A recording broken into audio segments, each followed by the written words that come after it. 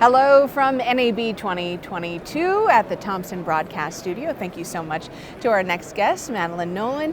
And ATSC has been the talk of NAB, and we have seen so much growth and expansion. It's pretty exciting.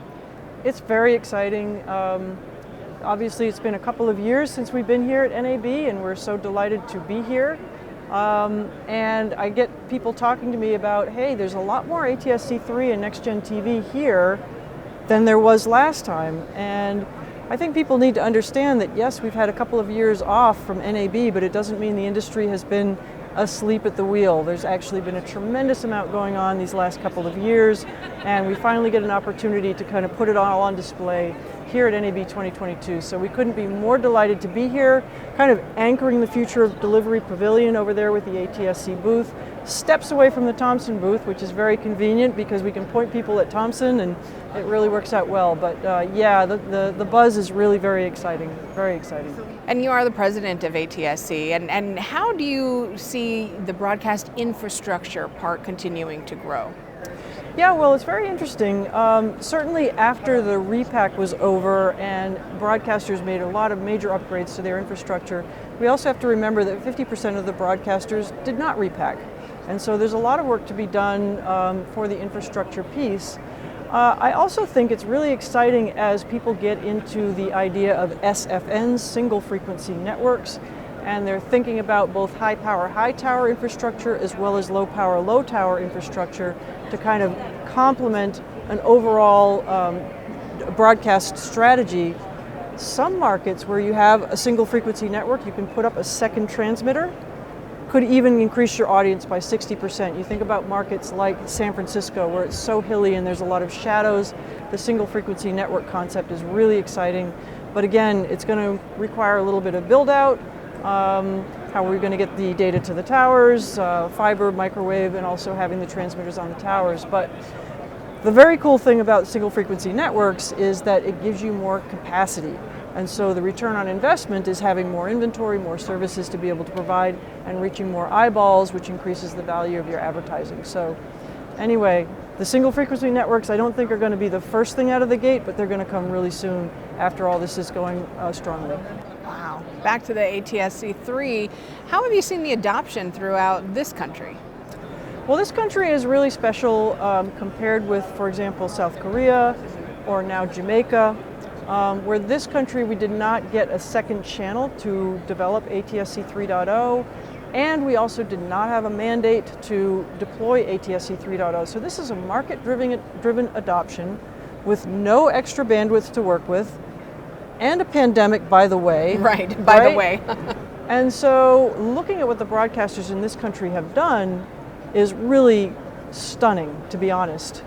What we have is about 50% of households reached with ATSC 3.0 coverage, and we're expecting, or I should say broadcasters are anticipating reaching roughly 80% of the marketplace by the end of this year. And given the mountains to climb, I'm really impressed. That is impressive, 80% by the end of the year. 80% by the end of the year. My goodness. And sort of bolstered by that is what the Consumer Technology Group is doing. So there were models in 2020, 2021, and 2022. Cumulative, there are over 140 models of next-gen TVs available on the marketplace today. And the sort of set-top box, dongle, and converter box kind of appliances are starting to come out this year as well.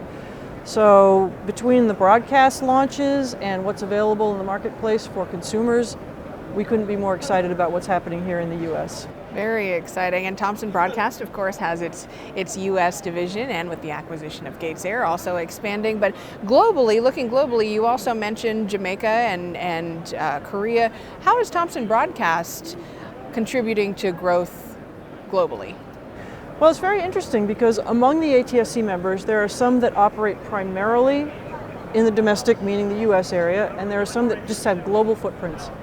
And looking at Thomson is absolutely one in the latter category, having a global footprint. And where the ATSC membership is very interested in what's happening in Jamaica, what's happening in South Korea, India is very interesting. 1.2 billion people watching TV on their phones.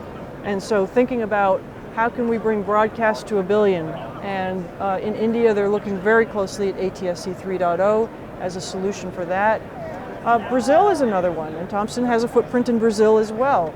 So Brazil put out, they are planning to do a next generation digital television service, just like the US. They're calling it TV 3.0. And ATSC 3.0 is among the technologies that are being considered for that.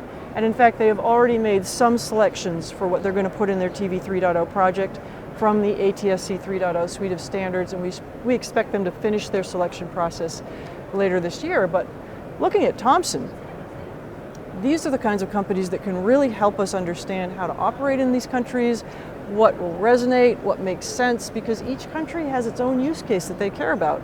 India, they're not that interested in the big TVs. Phones, yes.